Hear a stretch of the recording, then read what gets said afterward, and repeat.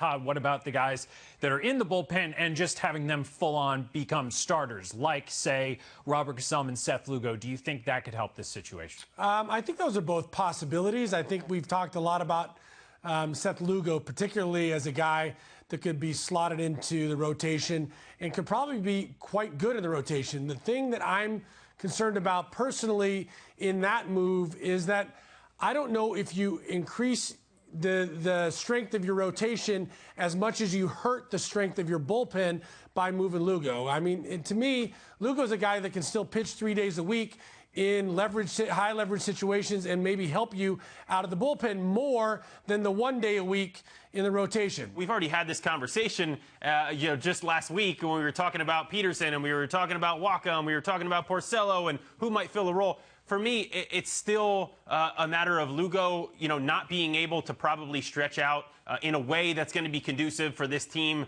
to continue to have success. And to Todd's point, I don't really want to take him out of the back end of that bullpen right now until I see Diaz really show me that he is back. He has shown great stuff, and I think he will be back. But I just want to wait a little bit longer. In the meantime, you can't just let Lugo, try to build up, but still keep him. That's not going to happen.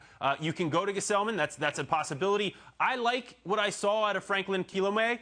He came up. He had that 4-inning outing. He came in relief, gave up 2 runs, but had 5 strikeouts. Stuff looked good. Give this kid a shot. I definitely think that you leave Lugo in the bullpen because he's succeeded in that role. And I think that a huge part of managing and putting together a lineup every day and putting together rotation and bullpen is just putting guys in their strengths. And if someone is having a lot of success in the bullpen, the back end of the bullpen, he has tons of value there. And you start to move guys around and try and makeshift, put him into the rotation. And then all of a sudden that doesn't go great. And then, where do you leave yourself? I think you try and give guys as many opportunities as possible, figure out what works for them, and keep putting them in those sorts of situations. It's got to be, in my mind, either Gsellman or Kilome, and I think the way to do this is to give Kilome a shot, but at the same time try and stretch out Gsellman here if you can. We don't know what Kilome can be yet.